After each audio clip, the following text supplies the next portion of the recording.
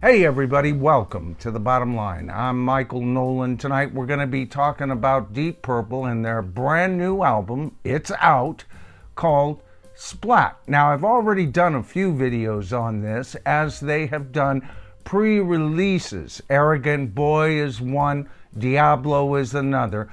And as you know, I've loved these cuts as they've come. But now we have all 13 cuts from this album available, and I've been listening to them for the last couple of days, and I've got to tell you, so far so good. But how good? That's the question. You know what? On Wednesday I'll be streaming and we'll be going over each and every one of these cuts. We're going to tear it down and really do this album a service, and the reason is because, well, it's that good. But how good is that good? Well, as many of you know, I've been tracking several releases of albums this year in hopes that we were going to get one hell of a rock and roll summer. It's been a while, hasn't it? And of course, Paul McCartney's album has been released, The Boys of Dungeon Lane, along with the Aurora album by Yes, and now Deep Purple. And don't forget, we have 3 tracks that have been released by the Rolling Stones, and all 3 tracks are great. Now, let's take a look at some of these albums and then take a look at Deep Purple. First of all, the lowest album that I've ranked so far out of the ones I just mentioned would have to be the Yes album, Aurora. That's not to say that the album is bad. It's a good album. As a matter of fact, I'll give it a 4.5 out of 5 stars. It's that good. But is it a masterpiece?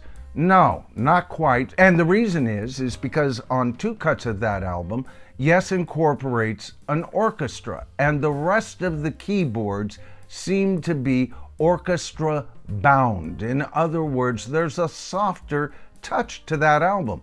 4.5 stars for Aurora, where I would give their last album, Mirror to the Sky, a full 5 stars. That's with Yes. Then we get to Paul McCartney, The Boys of Dungeon Lane. As you guys know, I've given that album a 5-star rating. I've also said that I believe that the album is a minor masterpiece. But despite that, I do have to agree with some people out there who are saying there are a couple of cuts that don't quite measure up to the very best on that album. Not enough so that I would give it less than a minor masterpiece status and a 5-star ranking, but there are weaker cuts on that album. Then that gets us to the Rolling Stones, folks.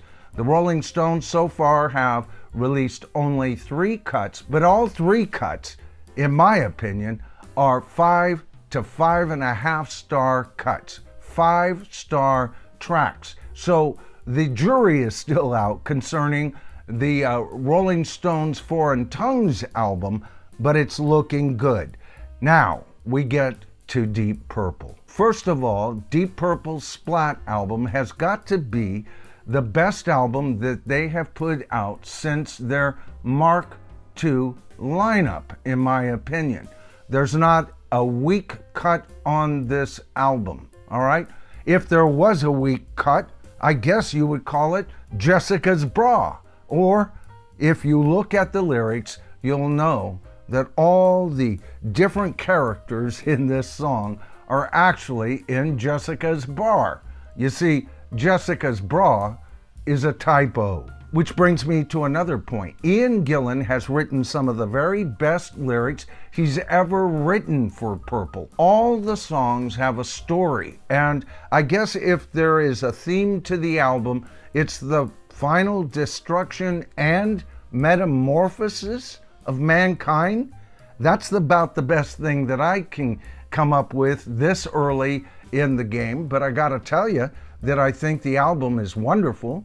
And I'll have more to say on this on my stream on Wednesday evening at 5 p.m. And of course, that's PST, Pacific Standard Time, so adjust your times accordingly when we really tear this album apart.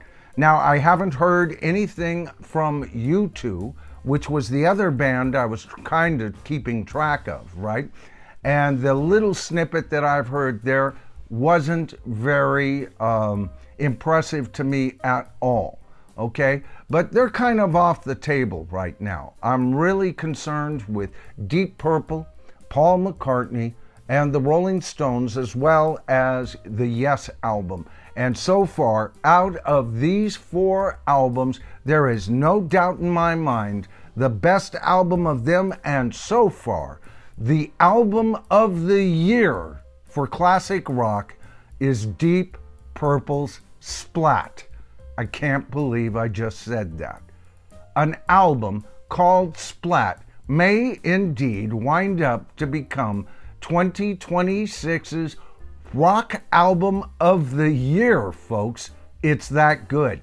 All right, so what I want to hear from you is, do you agree with me that this album is great? 13 cuts, not a weak cut on this album. They're all fantastic. Or do you think you hear some weak tracks and you don't quite agree with me? This is the place that you register your thoughts on this album. Let me know, because it's not what I say in these videos that really count on this channel. I've talked about the Tribe, haven't I?